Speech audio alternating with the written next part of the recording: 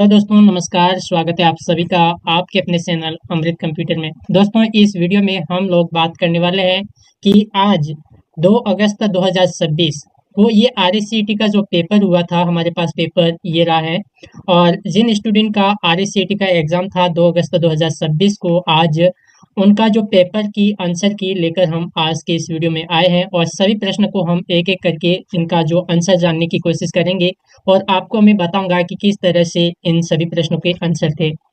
तो ये हमारे पास पेपर आ चुका है और इस पेपर का पहला क्वेश्चन है कि रिक्त स्थान एक ऐसी फाइल है जो डेटा को सारणीबद्ध प्रारूप में संग्रहित करते हैं, जिसमें मानों को अल्प विराम से अभिलेख को नई पंक्तियों से अलग किया जाता है। इसका उपयोग आमतौर पर स्प्रेडशीट के लिए किया जाता है। तो स्प्रेडशीट के लिए देखिए प्रश्न काफ़ी बड़ा है और यहाँ पर आपको समझने वाली बात यह है कि प्रश्न क्या कह रहा है। प्रश्न कहना चाह रहा है कि एक ऐसी फाइल है जो डेटा को सारणीबद्ध प्रारूप में संग्रहित करती है, जिसमें मानों को अल्प विराम से अभिलेखों को नई पंक्तियों से अलग किया जाता है। इनका उपयोग आमतौर पर स्प्रेडशीट के लिए किया जाता है। तो वो किस तरह की फाइल होती है? वो होती है CSV। ठीक है। तो ये जो एक्सेल में यूज होती हैं एक CSV फाइल भी होती हैं। तो इसका करेक्ट आंसर ऑप्शन ए। अब आप हमें कमेंट करके बताइएगा कि आपने इस पहले प्रश्न का आंसर आपने क्या करके आए हैं, वो हमें कमेंट करके आपको बताना है। और दोस्तों यहाँ पर आपकी जानकारी के लिए बता दूं कि ये जो पेपर है हमारे पास C कैटेगरी का है, C वाला पेपर है। अगर आपके पास ABCD हो सकता है तो प्रश्न आगे पीछे हो सकते हैं। आपको देखना है कि ये जो मैंने अभी प्रश्न बताए हैं वो आपके पेपर में किस नंबर पर है और आपको मिलान करना है कि इस प्रश्न का आंसर आपने क्या राइट करके आए हैं। तो इस प्रश्न का करेक्ट आंसर है ऑप्शन ए। उसके बाद क्वेश्चन नंबर 2, MS ऑफिस की विशेषताओं के बारे में निम्नलिखित कथन पर विचार करें। मतलब MS ऑफिस की विशेषताओं के बारे में हमें निम्न कथनों पर विचार करना है। तो सबसे पहला ऑप्शन आ रहा है यहाँ पर, कथन के अनुसार है MS एक्सेल में एक अनिवार्य नियम यह है कि सभी फॉर्मूले एट द रेट से शुरू होना चाहिए। क्या ये बात सही है कि जब आप MS ऑफिस में एक टूल है हमारा एक्सेल, एक्सेल में किसी भी फॉर्मूलों को हम लगाते हैं, किसी भी फॉर्मूलों को प्रारंभ करते हैं तो उसके लिए हम बराबर इक्वल का सिंबल लगाते हैं। तो यहाँ पर कथन एक में एट द रेट बताया गया, तो ये वाला ऑप्शन यहाँ पर गलत है। तो ऑप्शन वो फर्स्ट गलत है। उसके बाद अगला ऑप्शन देखते हैं, MS एक्सेल के अंदर मौजूद वर्कशीट के संग्रह को आधिकारिक तौर पर वर्कबुक के नाम से जाना जाता है। हाँ, ये बात भी सही है। उसके बाद MS वर्ड में मेल मर्ज एक ऐसी सुविधा है जो उपयोगकर्ता को एक ही पत्र को कई प्राप्तकर्ताओं को कुशलतापूर्वक भेजने की अनुमति देती है। हाँ, ये बात भी सही है। MS वर्ड में मेल मर्ज एक ऐसा ऑप्शन है, अगर हमें एक ही लेटर को कई सारे व्यक्तियों को भेजना है तो इसके लिए मेल मर्ज का उपयोग हम करते हैं। तो कथन सेकेंड और कथन थर्ड ये दोनों यहाँ पर राइट है, कथन एक गलत है। तो यहाँ पर ऑप्शन बता रहे कि केवल फर्स्ट और सेकेंड। ऑप्शन बी दे रखा है केवल सेकेंड और केवल थर्ड। ऑप्शन सी दे रखा है केवल फर्स्ट और केवल थ्री। ऑप्शन डी दे रखा है 1 2 3, तीनों दे रखे यहाँ पर। तो इसमें अपन ने क्या देखा अभी, सेकेंड और थर्ड दोनों को यहाँ पर राइट देखा। तो ऑप्शन यहाँ पर बी राइट होता है, केवल सेकेंड और थर्ड। तो इसका करेक्ट आंसर होगा ऑप्शन बी। उसके बाद क्वेश्चन नंबर 3 है, माइक्रोसॉफ्ट वर्ड के आधुनिक संस्करणों 2010 और उसके बाद के संस्करणों में सहज किए गए दस्तावेज के लिए मानक डिफ़ॉल्ट फाइल का एक्सटेंशन क्या होता है? ये बताया जा रहा है कि माइक्रोसॉफ्ट वर्ड में जो 2010 या उसके बाद जितने भी संस्करण आए हैं, जितने भी वर्जन आए हैं, उन सभी में किसी भी फाइल को सहज मतलब सेव करने के बाद जो मानक रूप से मतलब ऑटोमेटिकली जो बाय डिफ़ॉल्ट एक्सटेंशन कौन सा मिलता है हमें, तो वो मिलता है हमें .docx। ठीक है। तो ये आपको यहाँ पर मैंने कई बार हमारी RSCT क्लास में भी मैंने ये प्रश्न बताया था और ये प्रश्न यहाँ पर आपको देखने को मिल रहा है। ऑप्शन डी राइट है यहाँ पर। आपको अपने आंसर, अपने जो भी प्रश्न के आंसर हैं वो आपको कमेंट में बताना है क्वेश्चन नंबर के साथ, और आपको लास्ट में ये भी बताना है कि आपके इस पेपर के अंदर कितने प्रश्न राइट हुए हैं। उसके बाद क्वेश्चन नंबर 4 है, निम्नलिखित में से किसे ऑप्टिकल स्टोरेज डिवाइस के रूप में वर्गीकृत किया गया है? ऑप्टिकल स्टोरेज डिवाइस के रूप में किसे वर्गीकृत किया गया है? हार्ड डिस्क का ड्राइव मतलब HDD, option B pen drive flash drive, option C CD या DVD जिसका पूरा नाम है कॉम्पैक्ट डिस्क, या फिर digital versatile disc. Option D दे रखा है रैम। तो ऑप्टिकल स्टोरेज के रूप में यहाँ पर CD और DVD को यहाँ पर वर्गीकृत किया गया है। तो इसका करेक्ट आंसर होता है ऑप्शन सी। उसके बाद क्वेश्चन नंबर 5, विंडोज़ की कौन सी अंतर्निहित उपयोगिता विशेष रूप से उपयोगकर्ता को फाइलों, फ़ोल्डरों और ड्राइवों को नेविगेट करने, प्रबंधित करने और व्यवस्थित करने में मदद करने के लिए डिज़ाइन किया गया है? यहाँ पर क्वेश्चन नंबर 5 है। क्वेश्चन नंबर 5 में पूछा गया है कि विंडोज़ की कौन सी अंतर्निहित उपयोगिता विशेष रूप से उपयोगकर्ताओं को फाइलों, फ़ोल्डरों और ड्राइवों को नेविगेट करने, प्रबंधित करने और व्यवस्थित करने में मदद करने के लिए डिज़ाइन किया गया है। तो देखिए दोस्तों, जब हम अपने कंप्यूटर में देखते हैं तो हमारे कंप्यूटर के अंदर कई सारी फाइलें होते हैं, कई सारे फ़ोल्डर होते हैं, बहुत सारे यहाँ पर फाइल और फ़ोल्डर होते हैं। उनको जो प्रतिबंधित और व्यवस्थित रखने के लिए हम फाइल एक्सप्लोरर का उपयोग करते हैं। कंप्यूटर में फाइल एक्सप्लोरर दिया जाता है, जहाँ पर फाइलें, फ़ोल्डर, जितने भी वीडियोज़ होते हैं, सभी के सभी को वहाँ पर रखा जाता है। इसलिए इसका करेक्ट आंसर है ऑप्शन डी। उसके बाद क्वेश्चन नंबर से है वायरलेस हेडसेट, स्पीकर या स्मार्ट वॉच को मोबाइल फ़ोन से कनेक्ट करने के लिए आमतौर पर किस शॉर्ट रेंज वायरलेस तकनीक का उपयोग किया जाता है? ये कहना चाहता है कि जब हमारे पास हेडसेट होते हैं, हेडफ़ोन वगैरह होते हैं, स्पीकर होते हैं, स्मार्ट वॉच होती हैं, उनसे अगर हमें मोबाइल से कनेक्ट करना है, तो आम तौर पर किस शॉर्ट रेंज वायरलेस तकनीक का उपयोग करते हैं? तो वायरलेस तकनीकी होती हैं ब्लूटूथ। जब भी हम अपने ब्लूटूथ वाला हेडफ़ोन आपने देखा होगा, जब भी हम अपने मोबाइल से कनेक्ट करते हैं, ब्लूटूथ का उपयोग करते हैं। किसी स्पीकर को ब्लूटूथ वाले स्पीकर को अगर हम कनेक्ट करते हैं, ब्लूटूथ ऑप्शन का ही उपयोग करते हैं। तो यहाँ पर ये कह रहा है कि wireless headset, speaker, smart watch, घड़ी, अगर आपके पास स्मार्ट वॉच वगैरह है, उसको भी कनेक्ट करने के लिए हमें ब्लूटूथ का उपयोग करना होता है। ब्लूटूथ चालू करेंगे तभी जाकर हमारा जो मोबाइल से स्मार्ट वॉच वगैरह है, स्पीकर है, हेडसेट है, ये सभी कनेक्टेड हो पाते हैं। तो यहाँ पर इसका करेक्ट आंसर है ऑप्शन सी। उसके बाद क्वेश्चन नंबर 7 है, यदि आप एमएस वर्ड में किसी दस्तावेज को टाइप करते या फॉर्मेट करते समय कोई गलती करते हैं, तो आपको आपके द्वारा की गई पिछली कार्रवाई को पूर्ववत करने के लिए कौन सा कीबोर्ड शॉर्टकट काम करेगा? ये कहना चाहते हैं कि यदि आप एमएस वर्ड में काम कर रहे हैं, कोई टाइपिंग वगैरह फॉर्मेट वगैरह बना रहे हैं, तो उसमें अगर आप कोई गलती करते हैं, तो आप चाहते हैं कि जो पिछली कार्रवाई को फिर से आप पिछली पहली वाली क्रिया पे वापस जाना चाहते हैं, हमने जो गलती की कर दी है वो यहाँ से बेक हो जाए और हम पिछली क्रिया पर वापस आ जाए, तो इसके लिए हम करते हैं अनडू, जिसकी शॉर्टकट की होती है कंट्रोल प्लस जेड। यहाँ पर ऑप्शन ए राइट है। उसके बाद क्वेश्चन नंबर 8 है, यदि आप अपने विंडोज पीसी से अस्थायी रूप से दूर जाना चाहते हैं, ये क्या कह रहा है, यदि आप अपने विंडोज पीसी से अस्थायी रूप से दूर जाना चाहते हैं और खुले हुए एप्लीकेशन बंद किए बिना इसे कम पावर मोड में डालना चाहते हैं, तो आपको कौन सा पावर विकल्प चुनना होगा? देखिए दोस्तों, जब भी हम कंप्यूटर अपना चलाते हैं तो उस समय हम ऑन रखते हैं, और जब हम अपना काम पूरा करके बाहर जाते हैं तो हम क्या करते हैं, अपने कंप्यूटर को शट डाउन करते हैं। पर ये कह रहा है कि यदि आप अपने विंडोज़ पीसी को अस्थायी रूप से दूर जाना चाहते हैं, मतलब कुछ समय के लिए बाहर जाना चाहते हैं, और आप चाहते हैं कि अपने कंप्यूटर पर जितने भी एप्लीकेशन हैं वो हमें बंद नहीं करना है, तो आप उनमें से किस ऑप्शन का उपयोग करेंगे जिससे हमारा कंप्यूटर है वो थोड़ा कम पावर मोड में आ जाएगा, जिससे हमारे कंप्यूटर में लॉक वगैरह हो जाए, तो इसके लिए स्लीप ऑप्शन का उपयोग करेंगे। कैसे करते हैं, जब हम अपना काम, मान लो अभी मेरा काम यहाँ पर हो गया और मुझे थोड़ी देर के लिए बाहर जाना है, तो यहाँ पर स्टार्ट बटन के ऊपर क्लिक करता हूँ, और यहाँ पर शट डाउन का जो पावर बटन है वहाँ पर हम क्लिक करेंगे। यहाँ पर कई सारे ऑप्शन है, लॉक है, स्लीप है, shut down, restart. Shut down करेंगे तो कंप्यूटर परमानेंटली सभी सॉफ्टवेयर को बंद करके बंद हो जाएगा। रिस्टार्ट करेंगे तो भी हमारा कंप्यूटर शट डाउन हो जाएगा, पूरी एप्लीकेशन को बंद कर देगा। पर ये कह रहा है कि एप्लीकेशन को बंद किए बिना, तो हम स्लीप करेंगे। ठीक है, तो स्लीप ऑप्शन यहाँ पर करेक्ट है। उसके बाद क्वेश्चन नंबर 9, सेल B1 से शुरू होकर जी तक और फिर पंक्ति 10 तक जाने वाली सेल की श्रेणी के लिए सेल संदर्भ क्या होगा? मतलब ये कह रहे हैं कि आप जब एक्सेल में होते हैं B1 से लेकर जी कॉलम तक, मतलब B1 से लेकर सेल जो है B1 सेल से लेकर जी तक, और आपको टोटल पंक्ति रो लेनी है 10। तो इसके लिए सेल श्रेणी के लिए सेल संदर्भ क्या होता है? तो जब भी हम किसी सेल को सेलेक्ट करते हैं, सबसे पहले हम क्या करते हैं, उस सेल का नाम लिखते हैं। उसके बाद अगर आपको लंबी रेंज देनी पंक्तियों के साथ, तो उसके लिए आप डबल डॉट लगाते हैं बीच में। उसके बाद जहाँ तक आपको रेंज देनी उस सेल का नाम आप लिख देंगे, तो आपका रेंज वहाँ पर सेलेक्टेड हो जाएगा। एक एग्जांपल भी देख सकते हैं आप, जब हम एक्सेल में होते हैं और एक्सेल कुछ इस तरह से हमारे पास होता है, थोड़ा प्रैक्टिकल भी देख लेते हैं। हमारे पास ये है डाटा, और यहाँ पर बताया गया है कि अब एग्जांपल के लिए हम क्या करते हैं, यहाँ पर ये हमारा B4 है, ठीक है।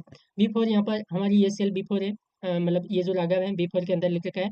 मुझे यहाँ से लेकर जी तक जाना है, तो मैं यहाँ से लेकर जी तक यहाँ तक जाऊँगा, और 10 तक आपको रेंज लेनी, 10 तक। तो इस तरह से, तो ये जो रेंज कहलाएगी वो किस तरह से कहलाएगी, देखिए यहाँ पर मैं आपको बता देता हूँ बराबर। B4, ठीक है, B4 ले रहा हूँ मैं, और डबल डॉट, उसके बाद G10। तो देखिए ये सेल रेंज हो गए, इतना एरिया हमारा यहाँ पर सेलेक्टेड हो गया। तो कुछ इस तरह से होता है। तो इसलिए इसका जो करेक्ट आंसर वो निकल कर आता है हमारा ऑप्शन डी। तो इसका डी करेक्ट आंसर है। आपने क्या किया हमें कमेंट करके बताइएगा। उसके बाद क्वेश्चन नंबर 10 है, छात्रों के सहयोगात्मक प्रस्तुति बनाने के लिए किस गूगल वर्क स्पेस एप्लीकेशन का उपयोग करते हैं। देखिए, छात्रों के सहयोगात्मक प्रस्तुति बनाने के लिए अपन उपयोग करते हैं पावर पॉइंट का। और पावर पॉइंट में हमेशा स्लाइड होती है, प्रस्तुति, यहाँ पर प्रेजेंटेशन जिसको इंग्लिश में बोला जाता है प्रेजेंटेशन। तो यहाँ पर जो प्रस्तुति शब्द है, प्रस्तुति शब्द हमेशा पावर पॉइंट में यूज होता है। तो इससे जो संबंधित जो यहाँ पर आंसर निकल कर आ रहा है ऑप्शन सी, ठीक है। तो प्रस्तुति बनाने के लिए हम हमेशा पावर पॉइंट और स्लाइडों का उपयोग करते हैं। इसका जो करेक्ट आंसर है ऑप्शन सी। उसके बाद क्वेश्चन नंबर 11, इस पते में ए का अर्थ क्या है। मतलब एक पता दे रखा है, एड्रेस दे रखा है, इसमें ए का मतलब क्या होता है। ए दे रखा है, उसके बाद कोटा VMOURCT.BMP, ये क्या है। तो ये होता है किसी भी फाइल का एड्रेस होता है। देखिए, जब हम अपने कंप्यूटर का फाइल एक्सप्लोजर ओपन करते हैं, फाइल एक्सप्लोजर ओपन करने के बाद हमारे पास ये वाली फाइल है, ठीक है, ये वाली। अब इस फाइल का एक एड्रेस होता है, इसके ऊपर राइट क्लिक करेंगे आप, और राइट क्लिक करने के बाद आप प्रॉपर्टीज में जाएंगे। प्रॉपर्टीज में जाने के बाद यहाँ पर बताया जा रहा है कि हमारा जो ये जो फाइल का एक एड्रेस लोकेशन है वो है सी। कौन सा है, सी। सी का मतलब होता है सी ड्राइव। ये जो फाइल है सी ड्राइव के अंदर है। फिर यूजर फोल्डर है, फिर एसपी फोल्डर है, उसके बाद डाउनलोड फोल्डर है। एक बार देख भी सकते हैं आप यहाँ पर मैं सी ड्राइव, ये हमारे पास कौन सा है, सी। लोकल डिस्क सी, इसके ऊपर क्लिक करता हूँ मैं। उसके बाद क्लिक करने के बाद यहाँ पर बताया जा रहा था यूजर, तो यूजर के ऊपर क्लिक करता हूँ।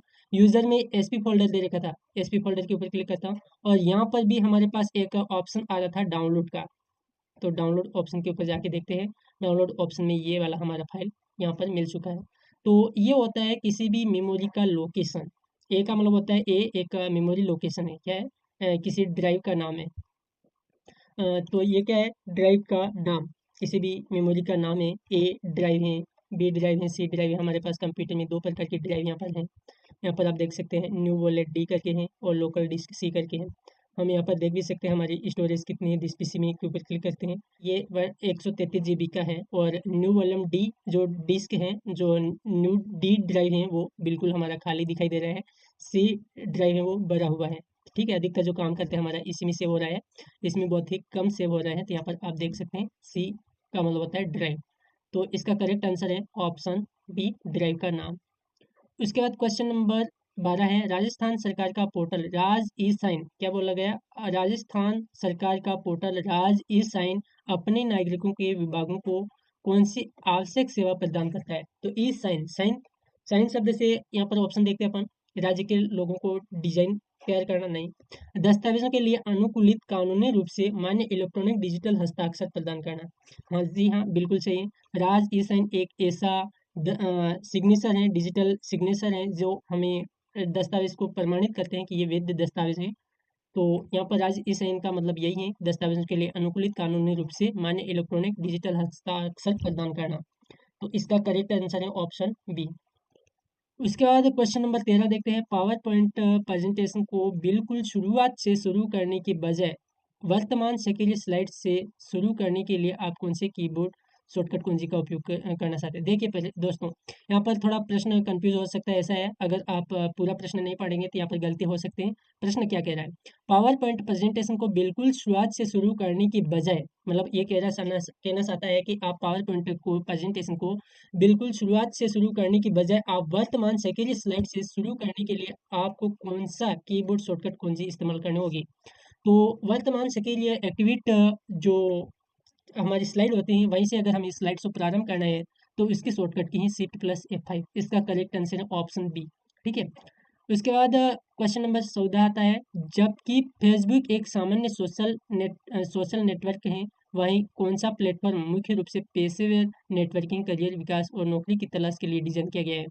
तो वो है लिंक्डइन। इंस्टाग्राम पे तो रील वगैरह ही चलती हैं, स्नैपचैट से भी यही चलता है, शॉर्ट वीडियो वगैरह यही चलता है, व्हाट्सएप पर सेट वगैरह होता है। लिंक्डइन एक ऐसा प्लेटफॉर्म है जहाँ पर हम नौकरी के लिए कोई जानकारी सर्च कर सकते हैं, नौकरी खोज सकते हैं। तो ये इसका जो करेक्ट आंसर है वो ऑप्शन डी है।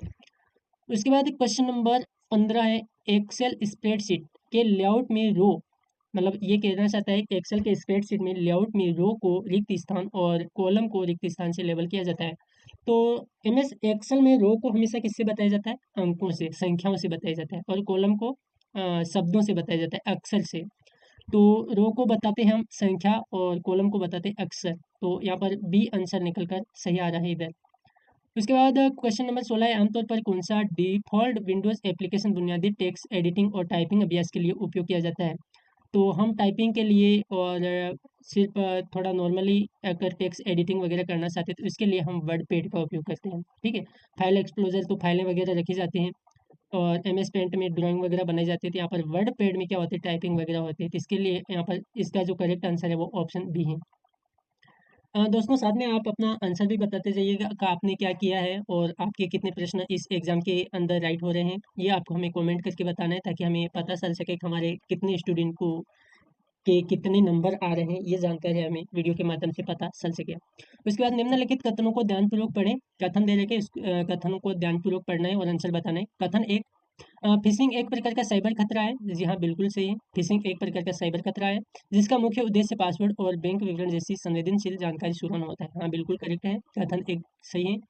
उसके बाद कथन दो, एंटीवायरस एक सॉफ्टवेयर टूल है जिसे आपके कंप्यूटर को दुर्भावनापूर्ण सॉफ्टवेयर से बचाने के लिए डिजाइन किया गया। हाँ, ये बात भी सही है। एंटीवायरस एक कंप्यूटर का ऐसा सॉफ्टवेयर टूल है जिसको अगर अपन कंप्यूटर में डलवा लेते हैं तो हमारे कंप्यूटर में आने वाले वायरस वगैरह है, एंटीवायरस बचाकर हमें रखता है। हमारे कंप्यूटर में अनावश्यक फाइलें और वायरस वगैरह इसकी मदद से नहीं आ पाते हैं। ये डायरेक्ट जांच करते हैं उस फाइल की, अगर वायरस पाया जाता है तो उस फाइल को डायरेक्ट डिलीट कर लेता है।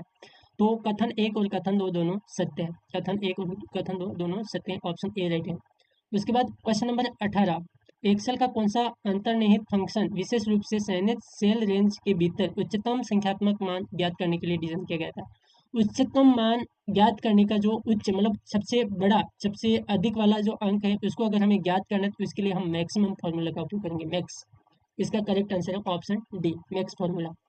उसके बाद क्वेश्चन नंबर 19 है, निम्नलिखित में से कौन सा वेब ब्राउज़र का उदाहरण नहीं है? वेब ब्राउज़र का उदाहरण इनमें से कौन सा नहीं है? देखिए दोस्तों, गूगल क्रोम जहाँ पर हम किसी भी वेबसाइट को सर्च करते हैं, ये भी हमारा एक ब्राउज़र है। मोज़िला फायरफॉक्स भी एक ब्राउज़र है। इसके बाद सफारी भी एक ब्राउज़र है। यहाँ पर यूनिफॉर्म रिसोर्स लोकेटर दे रखा है, यूआरएल। यूआरएल एक किसी भी वेबसाइट का एड्रेस बार होता है। ये कोई ब्राउज़र नहीं होता है, इसलिए इसका जो करेक्ट आंसर निकल कर आ रहा है वो है ऑप्शन सी। इसके बाद क्वेश्चन नंबर 20, दस्तावेज फॉर्मेटिंग में पोर्ट्रेट और लैंडस्केप दो प्रकार हैं। आपको पूछा गया है कि जब दस्तावेज आप किसी कोई दस्तावेज का फॉर्मेट बनाते हैं, एमएस एक्सेल हो, पावर पॉइंट हो या फिर एमएस वर्ड हो, तो उसमें पोर्ट्रेट और लैंडस्केप दो प्रकार किसके होते हैं? फ्रंट शैली के होते हैं, एक पृष्ठ मार्जिन के होते हैं, एक पृष्ठ ओरिएंटेशन होते हैं, कागज के आकार होते हैं। तो ये दोनों होते हैं ओरिएंटेशन। पोर्ट्रेट ओरिएंटेशन होता है खड़ा पेज और लैंडस्केप ओरिएंटेशन होता है आधा पेज। तो ये दोनों ऑप्शन यहाँ पर हमें मिलते हैं, पोर्ट्रेट और लैंडस्केप।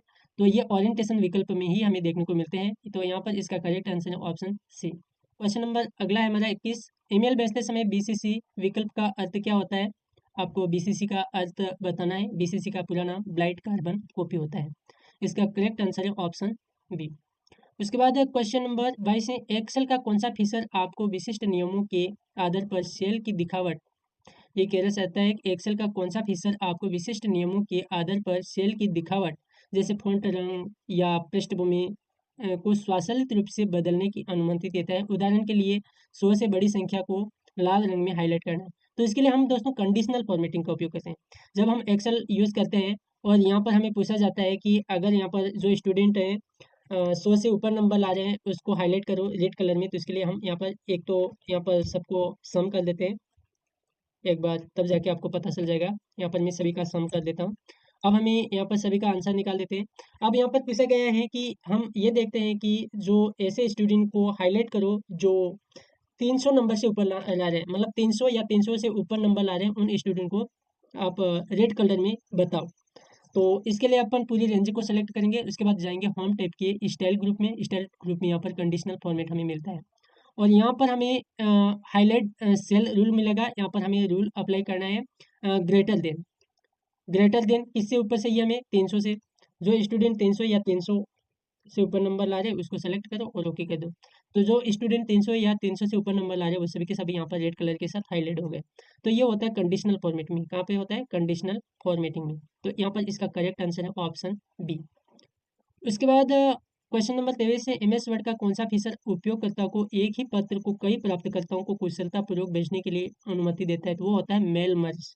ठीक है। एमएस वर्ड में एक ऐसा ऑप्शन है, मेल मर्ज एक ऐसा ऑप्शन है, अगर जिसका उपयोग हम करेंगे तो हम एक ही पत्र को कई सारे लोगों को भेज सकते हैं।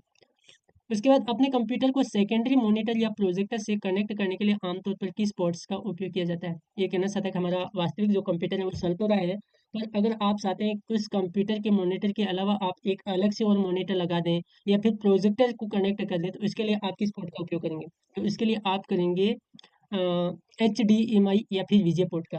अगर आपके पास HDMI केबल होगी तो आप HDMI पोर्ट का उपयोग करेंगे, अगर आपके पास वीजे केबल होगी तो वीजे केबल का उपयोग करेंगे, और वो केबल आप अपने जो सेकेंडरी मॉनिटर या फिर प्रोजेक्टर है वहाँ पर लगाएंगे, और वही केबल आप अपने सिस्टम से कनेक्ट करेंगे। तो आपके कंप्यूटर की स्क्रीन पर जो भी चलेगा वो उस सेकेंडरी मॉनिटर या फिर उस प्रोजेक्टर पर दिखाया जाएगा। तो इसलिए इसका करेक्ट आंसर है ऑप्शन बी। उसके बाद राजस्थान सरकार द्वारा राज ई ज्ञान पोर्टल का शुभारंभ निम्नलिखित उद्देश्यों को पूरा करने के लिए किया गया है। राज ई ज्ञान मतलब शिक्षा से संबंधित पोर्टल है। तो यहाँ पर ऑप्शन के अनुसार छात्रों, शिक्षकों और स्कूलों के लिए शैक्षणिक सामग्री को एक डिजिटल भंडारण, मतलब ऑप्शन के अनुसार ही हमें पता चल रहा है कि राज ई ज्ञान मतलब शिक्षा से संबंधित है, और यहाँ पर ऑप्शन ए सही निकल कर यहाँ पर हमारा आता है। ठीक है। उसके बाद क्वेश्चन नंबर 26 है, निम्नलिखित में से कौन सा विकल्प मल्टी फैक्टर ऑथेंटिकेशन का सबसे अच्छा वर्णन करता है, जो आधुनिक ऑनलाइन खातों को सुरक्षित करने के लिए एक मानक प्रक्रिया है। तो यहाँ पर बता रहा है कि आपको मल्टी फैक्टर ऑथेंटिकेशन का सबसे अच्छा वर्णन कौन सा है। तो यहाँ पर इसका जो करेक्ट आंसर है ऑप्शन सी है, दो या दो से अधिक अलग अलग प्रकार के सत्यापन की आवश्यकता। उदाहरण के लिए एक बार पासवर्ड और आपके फोन पर भेजा गया एक बार का ओटीपी। मतलब जब हम अपने खाते से किसी को पेमेंट करते हैं या फिर एटीएम कार्ड से पेमेंट वगैरह करते हैं, तो यहाँ पर जैसे अगर आप किसी मोबाइल वॉलेट का यूज़ करते हैं, फोन पे, गूगल पे, तो वहाँ पर भी टू ऑथेंटिफिकेशन करवाया जाता है। सबसे पहले जब आप ऐप ओपन करेंगे उस समय आपके पासवर्ड पूछे जाएंगे, अपने मोबाइल के लॉक पासवर्ड, ताकि यहाँ पर आप कंफर्म कर सको कि वहाँ पर आप ही इस मोबाइल का यूज़, इस ऐप का यूज़ कर रहे हैं, तो आप यहाँ पर ओपन कर पा रहे हैं। उसके बाद आपके जब बैलेंस आप वहाँ पर कट करते हैं तो उस समय भी आपके पिन पूछे जाते हैं, और वो पिन आप डालेंगे तभी जाकर आपका जो ऑथेंटिकेशन है वो कंप्लीट होता है। तो टू फैक्टर, उसको हम बोलते हैं two factor authentication, multi factor authentication भी इसको बोल सकते हैं। ठीक है, मल्टी बार मतलब कई बार। ओटीपी भी आ सकते हैं, फिंगर भी आपको लगाना होता है, इसके अलावा और भी कई सारे यहाँ पर ऑथेंटिकेशन के ऑप्शन होते हैं। तो इसके लिए इसका जो करेक्ट आंसर है ऑप्शन सी। उसके बाद क्वेश्चन नंबर 27, किसी पैराग्राफ को इस तरह से फॉर्मेट करने के लिए टेक्स्ट बाएं और दाएं दोनों मार्जिन के साथ बिल्कुल सीधा अलाइन हो जाए, आपको कौन सा अलाइनमेंट विकल्प इस्तेमाल करना है। ये कहना चाहता है कि जब आप एमएस वर्ड में कोई टाइपिंग करते हैं, कोई लेटर लिखते हैं, तो आपकी जो लाइनें हैं वो आगे पीछे होती है कुछ इस तरह से। यहाँ पर हम बता देते हैं, वर्ड में कुछ लाइनें लिख देते हैं। यहाँ पर हमने एमएस वर्ड में कुछ लाइनें लिखी हैं, आप देख सकते हैं कि यहाँ पर हमारी जो लाइनें हैं वो लेफ्ट साइड से एक सीधी सीरियल में, और राइट साइड से देखेंगे तो बहुत सारी लाइनें आगे पीछे हो रही है, और आप चाहते हैं कि दोनों तरफ से बराबर है, तो इसके लिए आप सभी को सेलेक्ट करेंगे और यहाँ पर अलाइनमेंट जस्टिफाई का उपयोग करेंगे। जस्टिफाई का उपयोग जैसे आप करेंगे, इसको क्लिक करेंगे तो लाइनें दोनों तरफ से बराबर दिखाई देगी। तो यही प्रश्न यहाँ पर पूछा गया है कि किसी पैराग्राफ इस तरह से फॉर्मेट करने के लिए कि टेक्स्ट बाएं और दाएं दोनों मार्जिन के साथ बिल्कुल सीधा अलाइन हो जाए, तो आपको कौन सा अलाइनमेंट विकल्प इस्तेमाल करना चाहिए। तो इसके लिए हम जस्टिफाई का उपयोग करते हैं, ऑप्शन डी यहाँ पर राइट है। उसके बाद आप एक महत्वपूर्ण दस्तावेज प्रिंट करने की कोशिश कर रहे हैं, लेकिन प्रिंटर प्रतिक्रिया नहीं दे रहा है। आपने भौतिक रूप से जांच कर ली है कि प्रिंटर चालू है, उसमें पर्याप्त कागज हैं और यूएसबी केबल आपके कंप्यूटर से ठीक से जुड़ा हुआ है, फिर भी आपके कंप्यूटर की प्रिंट कतार में प्रिंटर की स्थिति ऑफलाइन दिखा रहे हैं। इस समस्या को हल करने के लिए सबसे तार्किक पहला कदम क्या होगा। सबसे पहला ऑप्शन क्या होगा, अगर आपके कंप्यूटर में अगर आपका प्रिंटर नहीं दे रहा है, आपने देखा कि यूएसबी केबल वगैरह सब कुछ रेडी है, तो उसके लिए आपको सबसे पहले प्रिंट क्यू विंडो को खोलना होगा। प्रिंट क्यू विंडो खोलने के बाद आपको प्रिंटर ऑप्शन देखने को मिलेगा, उस ऑप्शन के ऊपर आपको क्लिक करना है। उसके बाद प्रिंटर को ऑफलाइन उपयोग करें, विकल्प को अनचेक करें, मतलब वहाँ पर एक ऑप्शन मिलेगा आपको, प्रिंटर को ऑफलाइन उपयोग करें, वहाँ पर उस ऑप्शन को अनचेक कर लेना है, या जांचें कि प्रिंट पुलर सेवा बंद हो गई है या नहीं। ठीक है, तो इस तरह का आपको वहाँ पर करना होगा। तो इसका करेक्ट आंसर निकल कर आता है ऑप्शन सी। उसके बाद क्वेश्चन नंबर 29, इंटरनेट पर मनुष्य और मशीनों की अंतर करने के लिए उपयोग की जाने वाली सुन्नती प्रक्रिया प्रमाणीकरण को इस प्रकार जाना जाता है। तो मनुष्य और मशीनों को पहचानने के लिए कैप्चा कोड का अधिकतर उपयोग वेबसाइट पर किया जाता है। कैप्चा कोड बनवाया जाता है कि वास्तव में आप इंसान हो या फिर कोई रोबोट मशीन तो नहीं हो, तो उसको पहचानने के लिए कैप्सा कोड का यूज़ इंटरनेट पर वेबसाइट के लिए किया जाता है। तो इसका करेक्ट आंसर है ऑप्शन बी। उसके बाद सरकारी पोर्टल यूआईडीआई, ये पोर्टल जो यूआईडीआई है वो आधार कार्ड का पोर्टल है। आवश्यक दस्तावेज के प्रबंध के लिए जिम्मेदार है। तो आवश्यक दस्तावेज यूआईडीआई ये आधार कार्ड के लिए है। यहाँ पर ऑप्शन सी राइट है, आधार कार्ड। उसके बाद क्वेश्चन नंबर 31 है, आपके कंप्यूटर मॉनिटर से डिजिटल डिस्प्ले लेकर उसे किसी बड़ी दीवार या मीटिंग रूम की स्क्रीन पर प्रोजेक्ट करने के लिए किस आउटपुट डिवाइस का उपयोग किया जाता है। तो ये कहना चाहता है कि आप अपने कंप्यूटर की जो मॉनिटर की डिस्प्ले है उसको एक डिजिटल रूप में लेकर आप बड़ी सी दीवार या फिर मीटिंग रूम में करने के लिए आप किस आउटपुट डिवाइस का उपयोग करते हैं। तो इसके लिए अपन करते हैं प्रोजेक्टर का। ठीक है, प्रोजेक्टर का उपयोग करते हैं। इसका करेक्ट आंसर है ऑप्शन सी। उसके बाद क्वेश्चन नंबर 32 है, निम्नलिखित में से कौन सा रैम के बारे में सही नहीं है। रैम क्या है? रैम एक अस्थायी मेमोरी है, ये अस्थायी स्टोरेज एरिया है, ये बात सही है।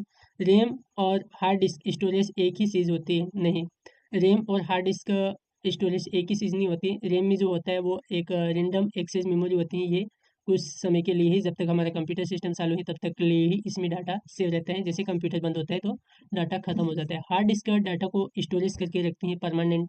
तो ये दोनों अलग अलग हैं। ठीक है, तो यहाँ पर पूछा गया था कि कथन रैम के बारे में सही नहीं है, तो यहाँ पर कथन बी, यहाँ पर इसके बारे में रैम के बारे में सही नहीं है। रैम अस्थिर मेमोरी, हाँ बराबर है।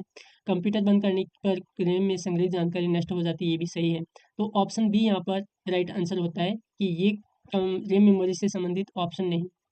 उसके बाद हार्डवेयर और सॉफ्टवेयर के बीच मूलभूत अंतर क्या है, आपको बताना है। हार्डवेयर और सॉफ्टवेयर के बीच मूलभूत अंतर बताना है। तो इसके लिए यहाँ पर हार्डवेयर क्या होता है? हार्डवेयर कंप्यूटर के वे भाग होते हैं जिन्हें हम देख सकते हैं, फिजिकल पार्ट्स होते हैं जिन्हें हम देख सकते हैं, छू सकते हैं।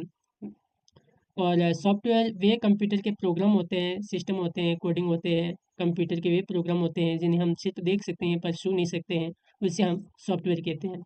तो हार्डवेयर यहाँ पर ऑप्शन के अनुसार देखते हैं, हार्डवेयर का उपयोग इनपुट के लिए किया जाता है। हाँ, इनपुट के लिए भी करते हैं और आउटपुट के लिए भी करते हैं। जबकि सॉफ्टवेयर का उपयोग आउटपुट के लिए करते हैं नहीं। सॉफ्टवेयर का उपयोग आउटपुट के लिए कहाँ करते हैं? जैसे ये तो सिर्फ एक प्रोग्राम फाइलें होती है जिसको अपन सिर्फ देख सकते हैं। ऑप्शन ए यहाँ पर गलत है। ऑप्शन बी, हार्डवेयर से तात्पर्य कंप्यूटर के भौतिक, हाँ ये बात भी सही है। हार्डवेयर का मतलब होता है कंप्यूटर के भौतिक भाग, स्पर्श करने योग्य घटकों से हैं। जबकि सॉफ्टवेयर तात्पर्य अमूर्त प्रोग्राम और निर्देशों से हैं। हाँ, ये वाला यहाँ पर राइट है। तो इसका करेक्ट आंसर है ऑप्शन बी। उसके बाद हमारा अंतिम क्वेश्चन आता है। स्मार्टफोन पर एयरप्लेन मोड या फ्लाइट मोड चालू करने से तुरंत निम्नलिखित क्या होगा। अगर आप अपना मोबाइल चला रहे हैं, अच्छी कंडीशन में चला रहे हैं और अचानक आप अपना कंप्यूटर में फ्लाइट मोड यानी कि एयरप्लेन मोड लगा देते हैं, तो इससे तुरंत क्या होगा? तो उससे क्या होगा? सेलुलर नेटवर्क, वाईफाई और ब्लूटूथ सहित सभी वायरलेस संचार को बंद कर देगा। जैसे आप ये बंद कर दोगे तो आपका जो भी हॉटस्पॉट है, ब्लूटूथ आपने कनेक्ट करवा रखा है और इंटरनेट कनेक्ट कर रखा है, वो सारी जानकारी यहाँ पर ऑफ हो जाएगी। तो इसका करेक्ट आंसर ऑप्शन बी। तो इस तरह से इन सभी प्रश्नों के आंसर यहाँ पर थे। जितना भी मैंने आपको क्लास में बताया था उन सभी से संबंधित ये प्रश्न आए हैं और एक भी प्रश्न बाहर नहीं जा रहा है। सीधे सीधे प्रश्न यहाँ पर एग्जाम पेपर में बैठ रहे हैं। और आपको क्या करना है, अभी हमें कमेंट करके बताना है कि इस पेपर में आपके कितने प्रश्न राइट हो रहे हैं, और ये हमें आप कमेंट करके बताइएगा। अगर आपको वीडियो पसंद आया तो वीडियो को लाइक करें, चैनल को सब्सक्राइब करें और अपने दोस्तों के साथ इस वीडियो को शेयर करें ताकि वह भी अपने आंसर की इस वीडियो के माध्यम से प्राप्त कर सकें और सभी प्रश्नों का सही आंसर देख सकें।